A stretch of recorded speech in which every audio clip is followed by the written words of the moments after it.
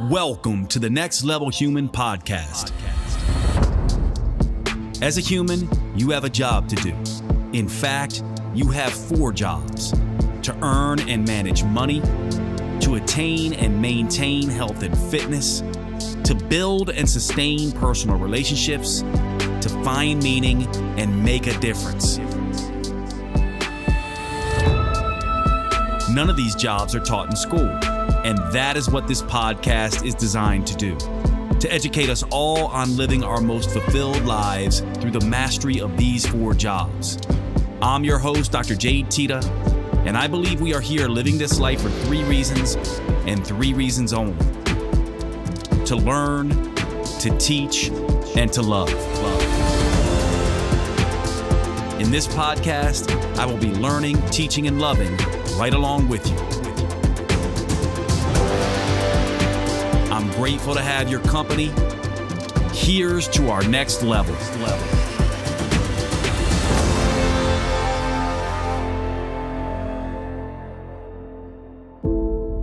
Okay, what's going on, everyone? Welcome to today's show. Today's show is going to be on exercise, and I'm going to start this podcast out with a few questions for you. Question number 1 would be, why is it that you think, what would be your hypothesis of why people don't work out? What would be the number 1 reason why you think people don't work out? So that's question 1. Is it because they don't have time? Is it because they don't have know-how? Is it because it's too difficult? All of these things have been shown in research to be reasons. One of the major reasons, though, is time. I would argue that time is definitely a big one, but really, we all have plenty of time, right? Leisure time. So there must be another aspect to that. And if exercise was fun for people, they would probably make the time for it, right? So I oftentimes think there's something about exercise and perhaps the way it's practiced by many people that makes them not want to do it. It's sort of like putting your hand on a hot stove. No one does that voluntarily, do they? So the question is, why don't people exercise? The next question I want to ask you is, why is it that you think when people do exercise that they don't get the results they want? Is it because the type of exercise they're doing is the wrong type? We hear an awful lot about, cardiovascular exercise maybe not being the best thing for people who want to lose weight despite it being healthy. Is it because they don't train hard enough? They don't train frequently enough? They don't train long enough? Well, these 2 questions are really what we're going to be talking about today. We're going to be talking about the idea of rest-based training. Now, rest-based training is a concept that I developed all the way back in 2004, and it is a concept that I have written books about. I have lectured, to many different health and fitness organizations, IDEA and others. I've lectured on it for continuing education units for doctors, personal trainers, you name it. I have been teaching about rest-based training for quite some time, although in the last 5 to 7 years, I've been relatively quiet about it as I had my company, Metabolic Effect, basically join with Metabolic Living, which is now becoming metabolic.com. And it really speaks to rest-based training. It speaks to, and it was developed, I came up with it to answer the questions that I just asked you.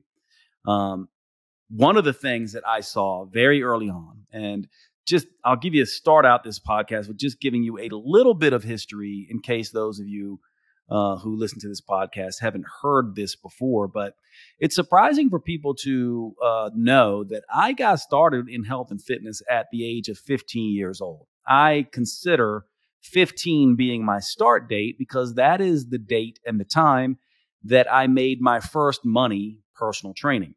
I was basically playing high school football, JV at the time. I started to write programs for people on my football team in the off season to stay in shape for football. And that turned into writing programs for some of their mothers and fathers and family members. And I started to make money off of personal training as early as 15 years old. And so when I say I've been in the health and fitness industry since 15, this is what I am referring to. And it started out with an interest in fitness. Now, I had two older brothers who got me into training very early on and were instrumental in teaching me the basics. In fact, when I was 10 years old, I was begging my father to let me start weight training with my older brothers. At that time, it was believed that starting weight training that young would stunt your growth. And so he basically said, no, you can't do it. And I had been begging him since the age of probably 7 or 8. And he had basically told me, look, you can do sit-ups and push-ups all you want. So I used to do thousands of sit-ups and push-ups.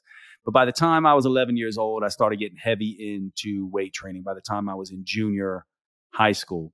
And by the time I was 15, I was actually pretty advanced in weightlifting. As a matter of fact, my freshman year of high school, I was the 4th strongest kid in my school. And my sophomore year, I was the strongest kid in my school. When I was a freshman, I was benching 225 for multiple repetitions. I was able to squat over 300 pounds. I was doing things that you normally wouldn't associate with, somebody. I wasn't necessarily a very tall kid. I was about 5'10", but I started high school at 5'10" and about 180 pounds and was very lean. And that had to do with this training, all the training that I was doing. And one of the things that happened to me along that path is as I started personal training, I fell madly in love with exercise, basically all types, to be honest. I never was a cardio person, but if I couldn't weight train, I would have done cardio. I would have run. I would have done something. So I fell in love with this very, very early on. And it has always been something that I didn't quite understand why other people didn't love it or gravitate towards it until I started getting into undergrad.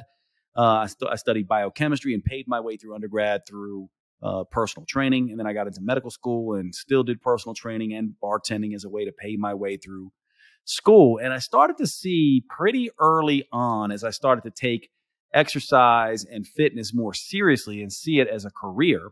One of the things about me that I think many of you may know, many of you may not know, is that as I was finishing up my naturopathic medical degree, I started to see very clearly that I never wanted to stop personal training. I started to see how powerful it was, exercise, and I started realizing that even then I was prescribing exercise and making it a key part of my interventions and recommendations and prescriptions for my patients in clinic and medical school, and I didn't want that to end. So I started to see very clearly that I wasn't going to be your traditional primary care doctor just doing natural medicine, but that exercise and nutrition and psychology started out mostly as exercise from a young age, though, was going to be where I wanted to be. And I started to really go deep into this. And one of the things I saw is that most doctors had no idea about exercise. In fact, when I was looking at going to medical school, one of the reasons I went to Bastyr University and did a naturopathic medical degree is because when I looked at the curriculum for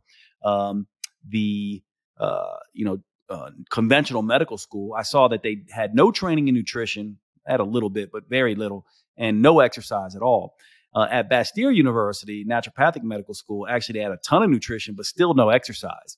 And so one of the things that I just couldn't believe that, doctors were being trained on both the natural medicine side and the conventional medicine side, and none of them were getting any training in exercise prescription. And then also, one of the things I saw very clearly is that the way most people were personal training, including myself, and as a matter of fact, this came to me working with a client named Claudia. Claudia, if you're listening to this, I love you. And, she is someone who I worked with in Seattle. We haven't talked in years, but Claudia really helped me develop rest-based training. And it came about like this. We were in the gym, and Claudia, if you're listening to this, hopefully you'll laugh about this. But one of the things about Claudia was that she would push really hard, but then rest a lot. And she would be resting a ton in the exercise session. And it used to bother me because I was like, at that time, I was like, come on, push. Like, what are you doing? Why are you resting? Everyone else would sort of go, and keep going. one of the things I discovered though is I started to put heart rate monitors on my clients, my personal training clients, as part of what I did. And what I began to see is that Claudia versus all my other clients, her heart rate was on average way higher than everyone else. I also saw that Claudia seemed to be getting much better results than everyone else in the gym. And this began to kind of make me ask a question. And the question was, okay, like Claudia seems to be more consistent, even though she didn't love to exercise necessarily. She seems to be pushing much harder. And she also seems to be resting more than anybody. And one of the things about Claudia as well is that, I would be, come on, go, go, go, go, go. And most everyone else would listen to me.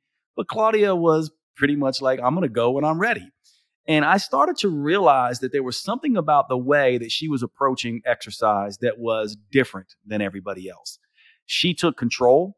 That made her more consistent. She also was taking more rest, and that allowed her to push harder. And so I saw this clinically first, this idea of her focusing on rest rather than work, and actually, ironically, working harder as a result of focusing on rest instead of work. And this began to make some sense to me when I started to look at certain things. For example, if you look at sprinters versus marathon runners. Now, this is not a fair sort of comparison because many of these people are just built differently and they're built differently genetically. However, if you look at a sprinter, sprinters are very muscular. They tend to be type 2 dominated in their muscle fibers. Marathon runners tend to be type 1 dominated. But the two exercises couldn't be more different. It's when you look at these people practice, not during events, but when you look at them practice, sprinters run as fast as they can, take 3-4 minute breaks, then run as fast as they can again. It looks a lot like resistance training, at least the kind of resistance training I did coming up. Whereas marathoners basically would just run and plod and just keep going and not stop. So one was all out effort interspersed with rest. And the other one was a pacing strategy, a slower, longer, continuous run. And if you notice and you look at sprinters, they tend to be much leaner. Now, the muscle mass, it has to do with the muscle fibers, but I used to run body compositions on all these people, athletes and others throughout my career. And I always noticed that sprinters happen to be leaner. Now, it's not a true comparison because there's a lot of genetic factors, and some would argue that that's mostly genetic. But it's interesting nonetheless. And it got me interested in looking into this idea of resting. Now, at this time, interval training began to become all the rage, high intensity interval training, which was really, about a very defined, prescriptive, short duration, high intensity thing. So you would push hard for a minute and then rest for 2. But that minute you had to push. And what I realized is that for people like Claudia, she would take, of that minute, she would do maybe 10, 15 seconds hard and then rest. Everyone else of that minute would be pacing the entire time just so they can make it through the minute. So Claudia would be doing 15 seconds and resting 2 minutes and 45 seconds. And she was turning the interval training into something that was geared towards her. And so I began to look at this and then began to study it. And I began to come across some interesting sort of things. First of all, let's go through some of the exercise psychology. I mentioned the hot stove. And I think this is a good analogy for us to use with this idea of rest-based training. Obviously, you see a hot stove, you are not going to be able to put your hand on that stove without getting burned. So you're going to use 2 strategies. Either you're going to put your hand over the stove far enough away from it so that you can feel some warmth but not get hot. But you won't be able to touch it. You'll be able to just hold your hand above it. And this to me is analogous to sort of marathon or pacing, just traditional type of cardio. But also, we know that if we touch the stove very quickly and pull our hand off, we also won't get burned. That's another strategy. But only one of those strategies allows us to touch the hot stove without getting burned. The other one means we have to pace. Think about this with interval training, sprinting, where you go hard, touch the hot stove very quick, pull your hand off and rest, versus marathon running where you hold your hand over the stove, just get it warm and are able to keep it there. From my perspective, what Claudia was doing with this rest-based approach that was different than traditional cardio and different than interval training was that she was touching the stove, leaving her hand there for as long as she could before she got burned and pulling her hand off. Most people, when they're doing interval training, never touch the stove at all. They just get close enough, and if they feel it getting too hot, they start to pace themselves. They back off. And this made the difference, because one of the things that we find is that when you are able to breach the anaerobic threshold, a lot of magic begins to happen in that space. Now, a lot of people misunderstand the anaerobic threshold because they think that anaerobic metabolism only sort of kicks in separate from aerobic metabolism. But the truth is that anaerobic metabolism kicks in once aerobic metabolism is maxed out. And so anaerobic metabolism, the body goes anaerobic when it maxes out or can't go fast enough to maintain the aerobic capacity. And so oftentimes when you are anaerobic and doing something like high intensity interval training in an anaerobic fashion, you are also aerobic. But the other is not true. If you're aerobic, you're not anaerobic. But oftentimes when you're anaerobic, you are also aerobic. And so what we found over the last years, now this is going on 20 years now. 2004 was when I first developed rest-based training and started to lecture on it and design programs around it. So now it's, 2023. We are almost 20 years from that time. One of the things that I began to look at is that how can I take interval training and really get people to breach that anaerobic threshold rather than have them pace? Because the whole magic in the interval training research was the ability to breach the anaerobic threshold. But many people were not doing that because they were pacing themselves in the same way they would pace themselves in traditional cardiovascular exercise, except for people like Claudia. She was touching the stove, pulling her hand off, touching the stove again, pulling her hand off, and she was breaching the anaerobic threshold. And as a result of that, she was able to get some of the hormonal benefits of exercise. What are those hormonal benefits that you get when you go anaerobic? Well, you're more likely to get a testosterone kick from your exercise session. You're more likely to get a big boost in human growth hormone. You're more likely to get some of these muscle molecules, myokines like IL-6 and IL-8 and IL-15 and others when you go to a higher intensity. So the idea behind interval training was, hey, you should go to the higher intensity because you get these other benefits, plus you still get the aerobic capacity. In fact, for many people, you can build aerobic capacity faster if you do the interval training. But most people were not able to do it. This is where this idea of, is there a way to use this resting strategy to make sure that we hit the anaerobic threshold, make sure we get the benefits that stimulate all the magic, the afterburn effect of exercise in a way that allows us to get aerobic and anaerobic and get all these hormones, this chemical soup of magic that can happen when we go really hard, and do it safely. Perhaps, I thought, rest-based training, focusing on rest rather than work, could be the trick here.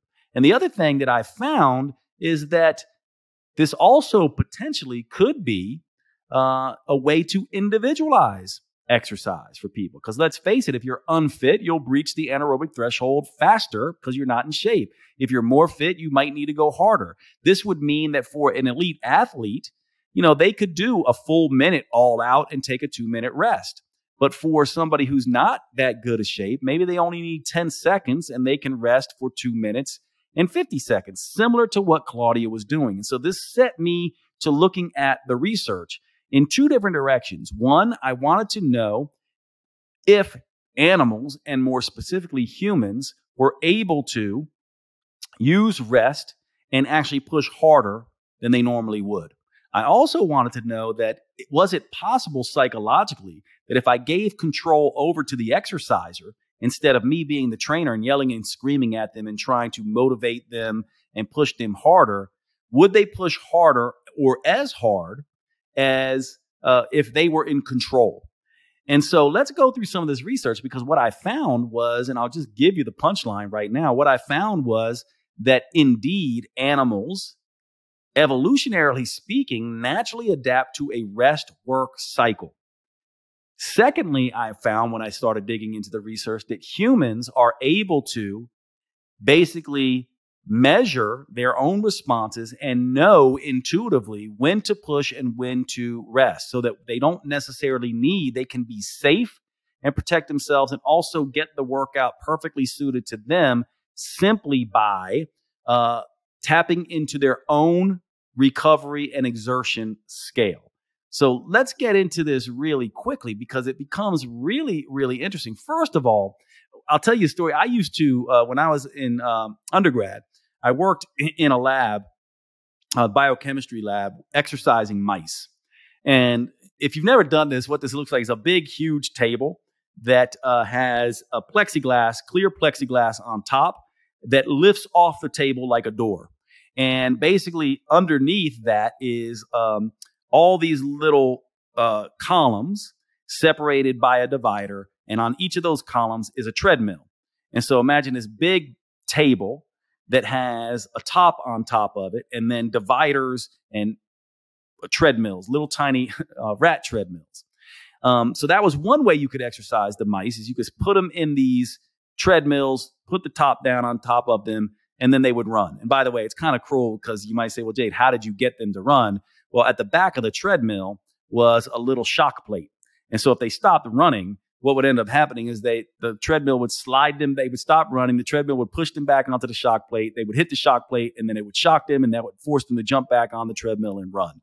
So kind of cruel, but this is how we would exercise those mice. This was one way to do it. The other way to do it was they would sometimes exercise spontaneously, or we would have wheels in their cages. If you ever had a gerbil or a hamster, you know how this works. And you'll understand that if you force mice to exercise on these treadmills by shocking them, you'll see that they can keep running, and you can kind of get an idea of, some aerobic benefits and, measure how they're responding to aerobic exercise. However, they naturally don't do that. What they naturally do in the wild is they sprint, they stop, they look around, they sprint again, they stop, they look around, and they do this in their cages too. If you ever had a gerbil or a hamster, they'll get on their running wheel, they'll run for a second, they'll stop, they'll run, they'll stop. They use a sporadic rest, recover process. And some research, actually, as I went to dig into this, basically saw this as an evolutionary advantage. In other words, if a rat runs continuously versus more slowly but continuously versus faster with short periods of rest, they can cover more ground in a shorter amount of time. So this push rest strategy that many animals use is an evolutionary strategy to allow them to cover more ground faster, so they're less likely to be prey. So animals, almost all of them, do not go out and just run. What they do is they run, rest, run, rest, run, rest, so they can cover more distance than they would be able to otherwise. So animals are obviously able to tap into this. Now, from the perspective of humans, I found a study, Edwards et al., June 2010, an issue of Psychophysiology. If you want to look this particular study up, I believe the title was Self-Pacing in Interval Training. Self-pacing in interval training. Let me look and see if I can find this, just in case any of you want to look this up. Okay, so it's self-pacing in interval training, a teleoanticipatory approach. June 2010 issue of Psychophysiology. And what this study looked at is it basically looked at two different strategies. First, they took humans and they basically said, what we want you to do is we're going to put you in different interval strategies, and we want to see the optimal rest period where you can, basically recover, recover your creatine, phosphate, recover from the bout of exercise so you can push at an equal intensity again. And what they did is, after several different rounds of this, they determined that these athletes needed about 2 minutes to recover completely from a very intense bout of exercise before they can exert the same intensity again. Now, the follow-up to this was essentially they said, all right, what we want you to do now is do the same bout, push hard, but then we just want you to go ahead and start when you're ready. We're not going to tell you when to go. We're not going to try to tell you. You just, when you feel ready, like you can exert the same intensity again, go ahead and do that. And they measured how long it took. So these are basically people running hard and then resting for as long as they needed to. And what they found was the self-regulated rest was about 118 seconds. Essentially, the exact same as the 2 minutes they determined were the optimal rest periods to recover. So what this study showed is that humans, not just animals, but humans are able to self-regulate their rest. They were not taking sandbagging and working less hard. They were working just as hard, and they knew when it was time for them to recover. Now, if this is the case, now these were in athletes. Now imagine you have a population, as I did when I was doing the metabolic effect workouts. These were group exercise programs in boot camps and in gyms. So you have all kinds of different people. You might have a 65-year-old overweight man, a 50-year-old, prior athlete female. You have 20-year-olds and elite athletes all in the same class. And the rest-based training style of push until you can't, rest until you can, which is essentially what I came to call this.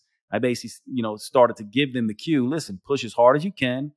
When you need to rest, take your rest as long as you need to, and then get back into it when you're ready. And what happens is this individualizes the workout for every single person. In other words, they are self-regulating their rest in a way that this study showed humans are capable of doing.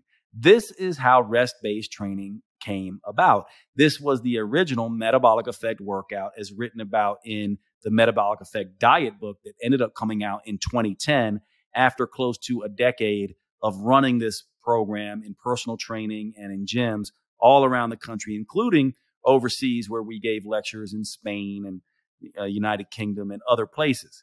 And so this became a phenomena, this rest-based training style. It's actually also why metabolic.com, the current incarnation of the company that I'm involved with now, uses this program. If you've ever done Metabolic Prime, Metabolic Aftershock, or Metabolic Renewal, you are doing rest-based training. And millions of people now, over 1 million people now, have done these workouts. And they work because they allow you to breach that anaerobic threshold in a way that is geared towards your unique fitness level, individualizing the workout so that everyone can get the exact intensity needed to breach that anaerobic threshold and trigger all these beneficial myokines to deliver the results of both aerobic and anaerobic training all in one go. It is the only system that I'm aware of that allows you to individualize training to people of all different fitness levels and physical abilities within one class. It is still the only workout that I'm aware of that does this still after 20 years. And the mantra is push until you can't, rest until you can. So now you know where it comes from. And I want to just give you some of the key concepts here, because you might say to yourself, and a lot of people do nowadays, now that CrossFit has become very popular, and they oftentimes say, well, isn't this just CrossFit? Isn't this what people do in CrossFit? And the truth of the matter is it's slightly different, because in CrossFit, I would say CrossFit is more like a keep going workout. What you're doing is you're pushing yourself at very high intensities, but you're trying not to go all out. You're trying to leave some in the tank so you can last longer. It's very different in that regard. It's not focused on rest. It's focused on work. And so it is slightly different, although you can use rest-based training in any workout system. You could use it in CrossFit. You could use it in traditional weight training. You could use it in cardio. You can use it in any way that you like. And so it's one of these things that fits into any workout program, so long as you push as hard as you can, force yourself to rest completely, and then get back into the workout. It's time for one of our sponsors, and this sponsor is a very exciting one and a new one, Timeline Nutrition and their supplement, MitoPure. Now, if I was going to ask you what is the most important aspect of metabolism, the mitochondria would have to be tops on your list.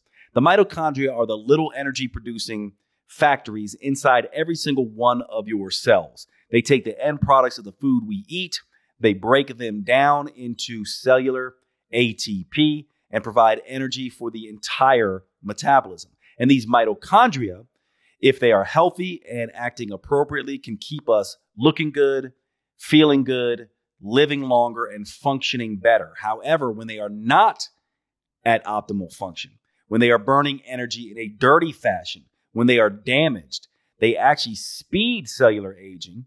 They speed up the aging process. We end up suffering from things like fatigue. We end up having all manner of dysfunctions, including weight loss resistance and other issues around weight loss. The mitochondria are the most important elements for the metabolism to function optimally, lose weight, age appropriately, etc.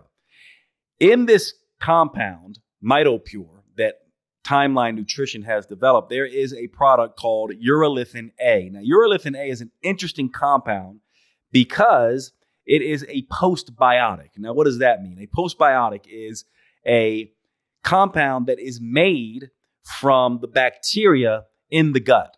And so when you eat things like pomegranates, strawberries, walnuts, things with polyphenols like this, they go into the digestive tract, your gut bacteria start working on them, and they can create compounds. Urolithin A is one compound that is in the MitoPure product.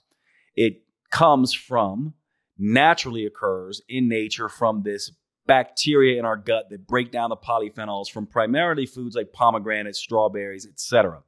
And it can increase mitophagy in mitochondria. So you might say, well, Jade, what is mitophagy? Mitophagy is the ability for mitochondria to repair and regenerate and recycle their proteins and to stay healthy and functional and de-age. When we can stimulate mitophagy, we can keep our mitochondria functioning efficiently. We can decrease aging. We can increase energy. We can improve our ability to lose weight, function optimally, and stave off diseases of aging. This is what Timeline Nutrition has done with their MitoPure product and the urolithin A that is in it. This is a very exciting area of research. We have not had the ability to support the mitochondria in the way that we do now with this particular product. You definitely are going to want to check this out. I've been taking the product for several months now. It is one of these products that I really, really strongly recommend. To get the product MitoPure, all you have to do is go to timelinenutrition.com/next level. timelinenutrition.com/next level. And let's get back to the show. And so what I want to do is teach you the principles of RBT, or rest-based training. And it goes by the acronym REST. Those of you who know me know that I always come up with acronyms. And this is one of the first ones I ever came up with. The REST acronym, REST, essentially tells you exactly how to build these workouts and to individualize rest-based training for you in particular. Now, the R stands for rest, which means the focus of the workout is not on work, it's on rest. In the way that we've been describing, we want you to focus on the rest.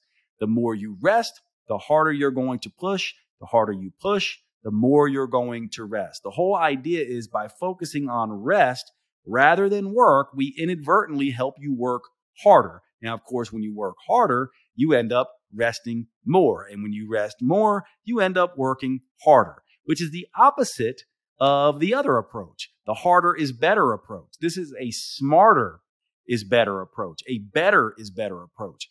Most people will find when they allow themselves to rest and recover and focus on the rest between bouts of exercise, they actually end up pushing harder. They actually end up pushing harder. And so the first principle of rest-based training is not to focus on the work, but instead to focus on the rest. And then inadvertently, you will almost assuredly end up working harder and get all these benefits. The other thing about this is that it puts you in control. A trainer doesn't tell you when to rest. You rest. You rest when you need to, You take as long as you need to, and you get back into the workout when you're ready. In the same way Claudia did. This is exactly what she taught me all those years ago. The next principle here, the E, stands for extrinsic focus. Now, this one needs a little bit of explanation. Intrinsic feelings are the way you feel inside. So when you are breathing hard, when your muscles are burning, when your muscles are straining, when you're feeling nauseous, all the discomfort of exercise, those are intrinsic feelings. They're coming from your insides that you're aware of. However, if we focus on extrinsic factors like reps and other things that you're doing, we can take some of the focus off those feelings. For example, one of the primary things that we do in rest-based training is we use different rep schemes that force you to keep your count. The most popular one is with the metabolic 10 system. It's a 10 down to 1 rep scheme. So let's say we have 3 exercises, a bench press, a bent over row, and a shoulder press.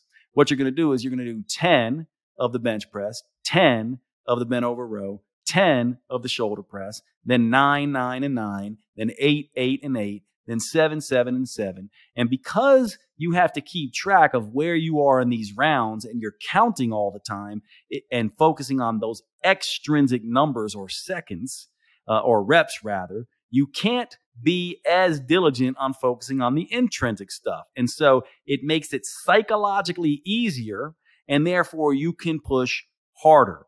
Now, when this is guided by a personal trainer or a group exercise instructor, we use other extrinsic factors as well. We use many different exercises, many different motivation techniques. We, use different counting approaches so that we can try to force you to think less about what you're feeling and more about what you're doing. So E is extrinsic focus. So when you design your workouts, if you want them to be rest-based, you want to design them in a way that forces you to do things like if you were doing this alone, it forces you to keep track of your count. This is why the 10 to 1 metabolic 10 system is a very popular system for people who follow my workouts, because what they find, and they oftentimes say to me, is that, these 10 to 1 rep schemes where I'm doing this circuit and counting down from 10 to 1, and it gets easier and as I go along psychologically, it's getting harder physiologically. And that's exactly what we want, right? We want people to be able to touch the stove, not be afraid to touch the stove, pull their hands off when they want, and to be distracted in some regards so that they'll push harder. Now, the S in the REST acronym is self-limited or self-determined. Basically, what that means is self-determination theory. This is a theory of psychology that says when people feel ownership and control over situations, they will be more motivated. And so when you are the one in control, when the workout is self-determined, determined by you, you decide how to alter the workouts. If you need a default or a regression or progression, you decide when to rest, how long to rest, and when to get back into the workout.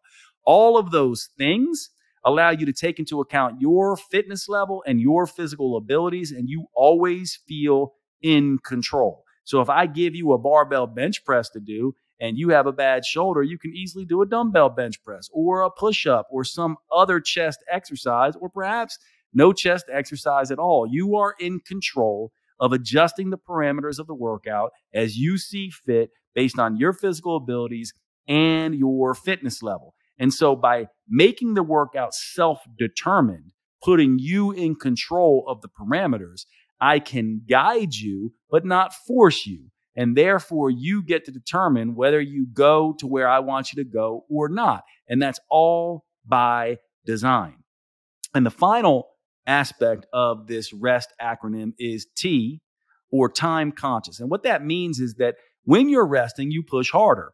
When we're using things like extrinsic focus, it's forcing you to push harder.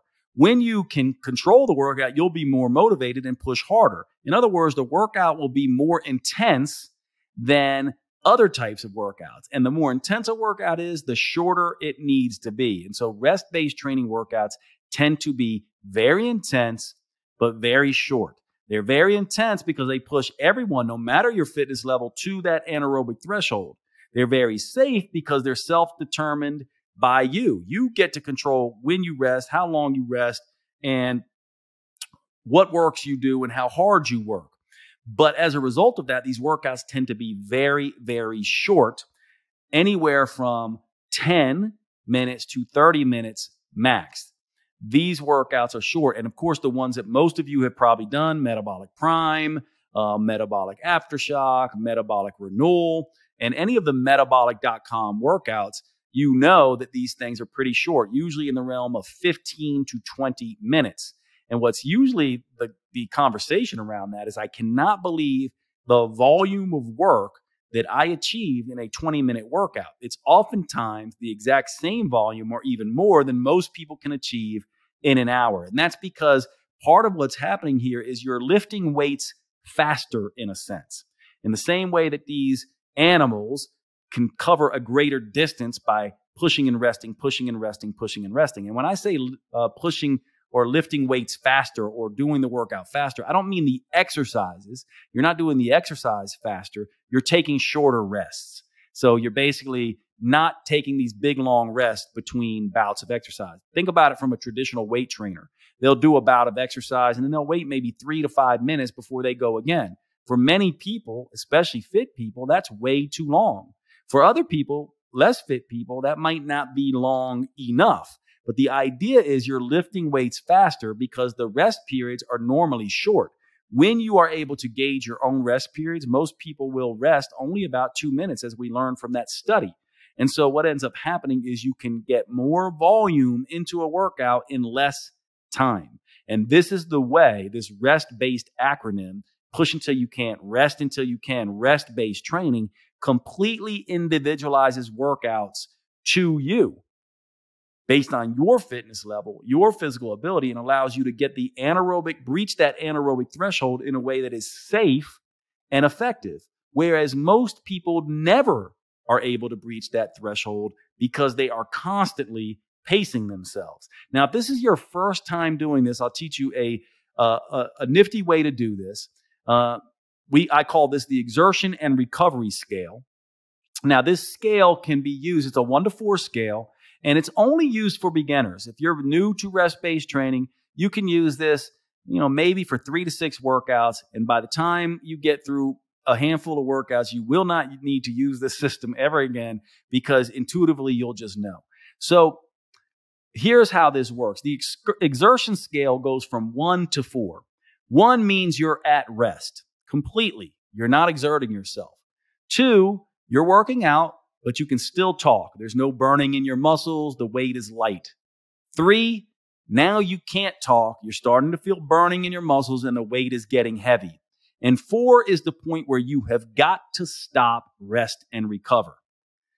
Now, at level 4, this is the exertion scale, 1 to 4. It also can act as a recovery scale in reverse because at level 4, you cannot exert any effort anymore. You're too spent. You're too burnt out. You need to rest. At 3, you could probably go again, but you're going to be unable to attempt full exertion.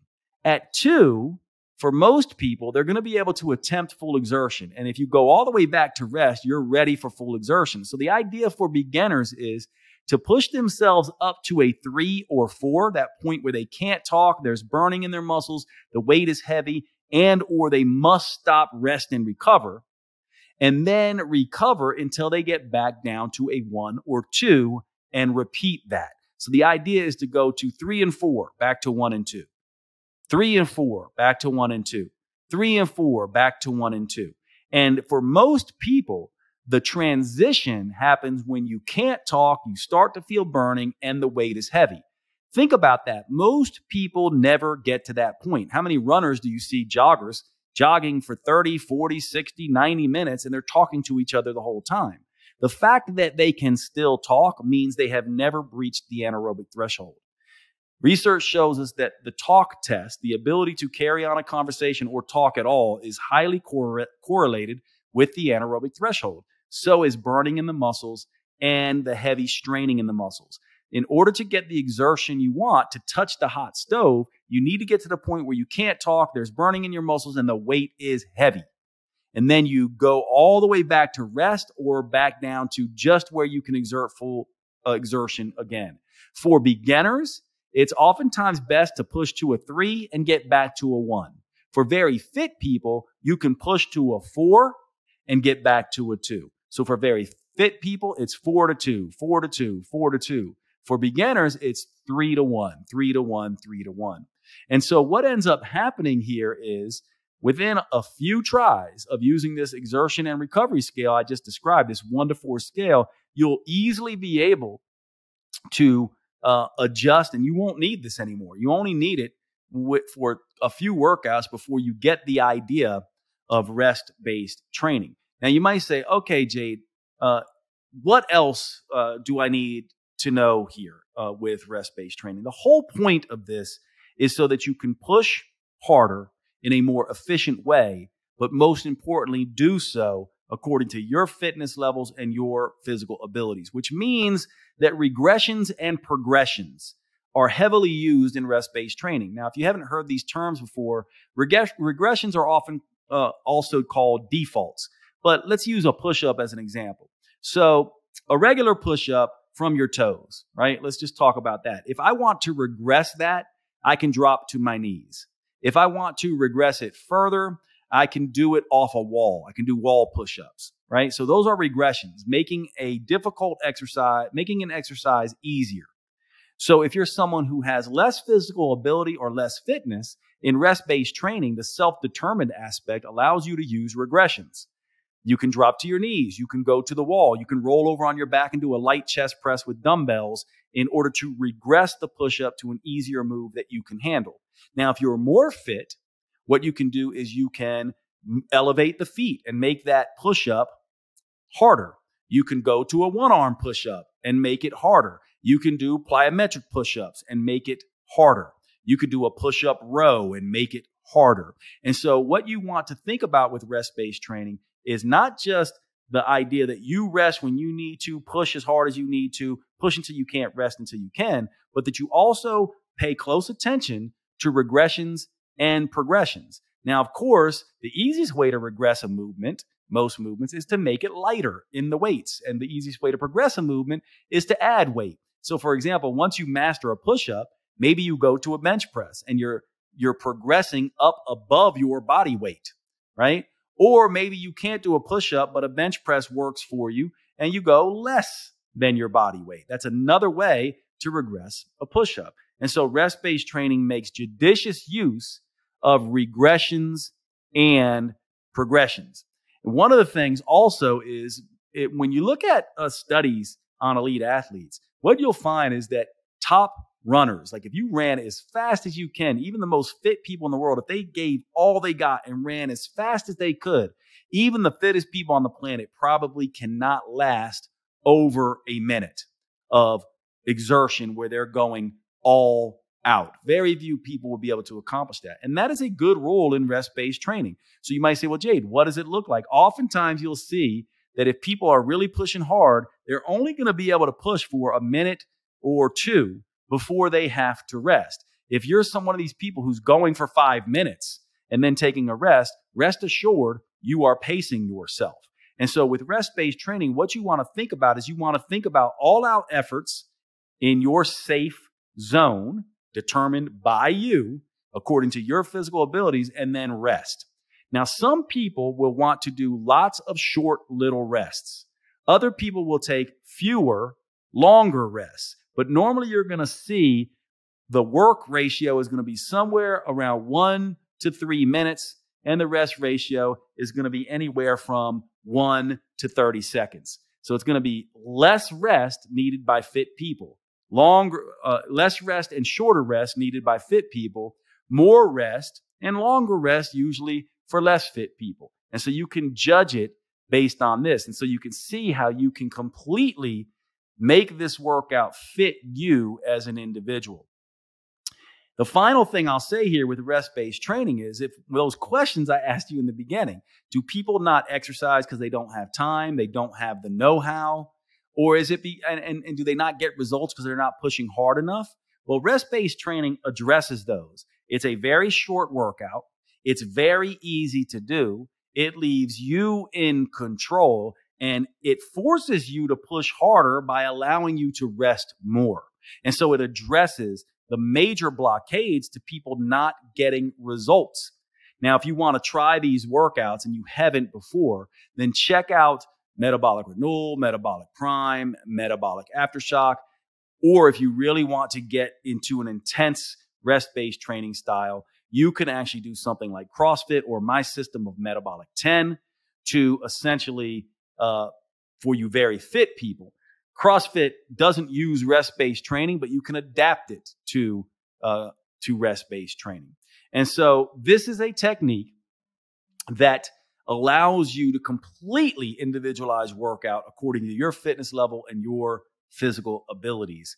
And that's the reason it's so popular. That's the reason why it is the major factor that we use at metabolic.com. And I hope I've given you today the ability to take these principles and design your own workouts using rest-based training.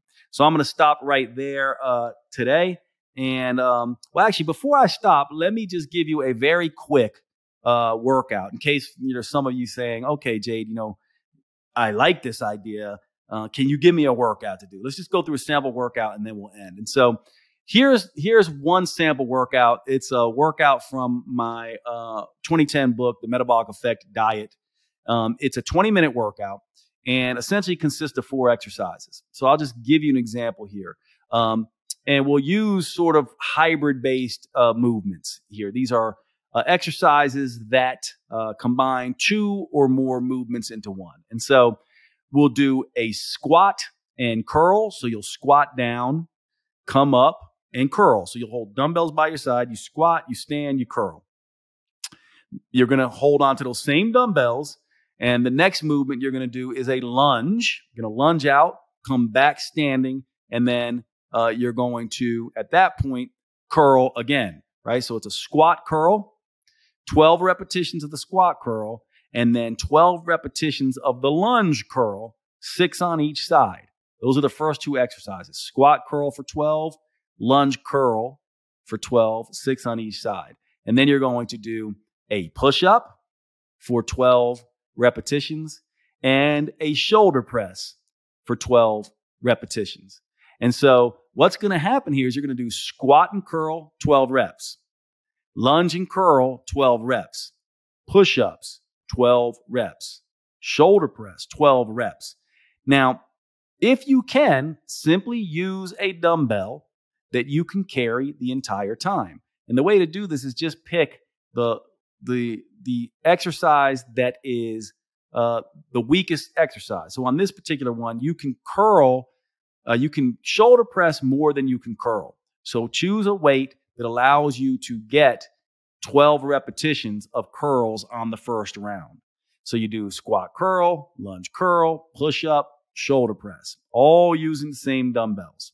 Now, when you do the push-ups, just set the dumbbells aside, or you can use the dumbbells. If they're those hexagon dumbbells, you can actually just leave them in your hands and do them. They'll be on the floor and they'll act as your hands. Now, what's going to happen when you do this? What you do is you start your clock. It starts to run. The time starts to go. You do 12 reps of each exercise in circuit fashion. Now, what begins to happen is maybe you get through 1 full round. Maybe if you're super fit, you get through 2 full rounds. But at some point, you're either going to lose form or you're going to be burning. You're going to be too breathless, or the weight's going to get too heavy. At that point in time, you're going to stop and rest. And you're going to rest as long as you need to until you're ready to go again. Once you're ready to go again, you start right where you left off and continue the workout. And you push and rest in this fashion throughout the full 20 minutes until time's up. So maybe you get 12 reps of the squat and curl. Maybe you get 12 reps of the lunge and curl. Maybe you get to 6 repetitions on the push-ups, and then you have to rest.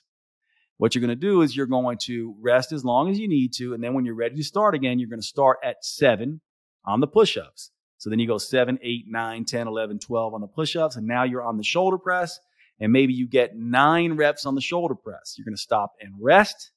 You're going to rest as long as you need to, get back into it when you're ready, and now you'll get 10, 11, 12 on the shoulder press. And now you're back to squat and curl.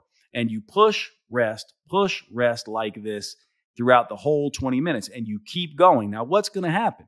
You're going to start to fatigue more and more. You're going to need more and more rest. Your form is going to be challenged more. Your muscles are going to be burning, which means you're going to need to rest an awful lot to get through this workout. What you'll find is after this 20 minutes is up, you will have done a tremendous volume of work in a very minimal amount of time. Do that 3 times per week if you're a beginner with walking and a good diet, and you're going to see magical effects happen. This is why the metabolic effect diet, metabolic renewal, metabolic prime, metabolic aftershock, this is why these programs are so popular. This is why millions of people have done these workouts, because they can be consistent with them. They are self-determined. They are rest-based. They are easy to do, and they get you to that anaerobic threshold to get your results.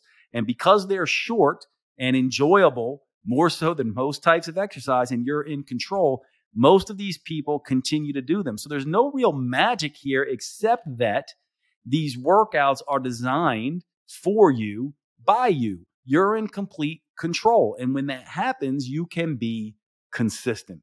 So I hope this is useful for you. It's been a very long time since I've talked about rest-based training in this fashion, but these workouts are the most popular thing I do. They are still used by millions of people. They sell like crazy. The current one on the market right now, designed specifically for women, is called Metabolic Renewal. You can also go to my website. I have a very advanced program called Metabolic 10 that is a completely free program for anyone who wants it. All you have to do is email support@jadetita.com, ask for access to the Metabolic 10 system. My team there will give that to you. That's for very advanced individuals. Those workouts also are oftentimes put up on my Instagram feed and on my YouTube channel. But these workouts are all over the place, and you'll find many, many people are using them. Just remember that if work and rest are forced by the trainer, you're not doing rest-based training. If someone tells you to keep going, that's not rest-based training. Rest-based training focuses on rest, not work. That's the magic, and you can use it in any type of exercise that you're doing. In fact, traditional weight training, the way it's usually done, is rest-based training. Most people who go to the gym and do resistance training don't sit there and look at their clock and go, okay, I can only take a rest here. They go when they feel ready to go again. They push hard and they go when they're ready to go again. And this is why they can use such heavy weights and exert themselves. What I would say is, rather than taking an hour to do that traditional weight training workout, basically shrink it all down so that you can go faster, lift weights faster with less rest. Now, the idea is, I'm not saying force yourself to take less rest. You take as much rest as you want. What I'm saying is you'll naturally take less rest and work harder simply because you're focusing on rest rather than work. So I hope you enjoyed today's podcast. It was fun talking about rest-based training again and individualizing exercise in a way that has been powerful. It's one of the most rewarding things that I've done in my life, is developing this system. And it's incredibly rewarding to see so many people, millions of people, doing this workout. It's kind of crazy to think about that number, but it speaks to the testament of the system. I appreciate everyone. Thank you so much for hanging out with Next Level Human, and I will see you at the next podcast. You have been listening to the Next Level Human podcast with Dr. Jade Tita. If you enjoyed this episode, please make sure you subscribe and consider leaving a review. You make the biggest difference when you pass on your lessons and inspire others. That's why reviews like this are so powerful. Your words may be the only ones that resonate for someone else. Please remember, the information in this podcast is for educational purposes only. Always consult your personal physician or therapist before making any lifestyle changes. And finally, thank you for who you are in the world and the difference you make.